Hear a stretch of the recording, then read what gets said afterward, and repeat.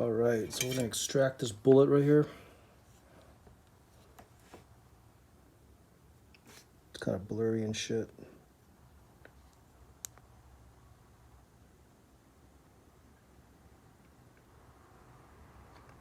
Yeah, it's got pretty fast heat up times, 24 volts. So what I'm gonna do, put some of this flux right here.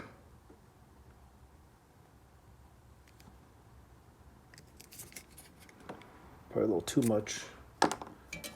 Just hit it with some solder.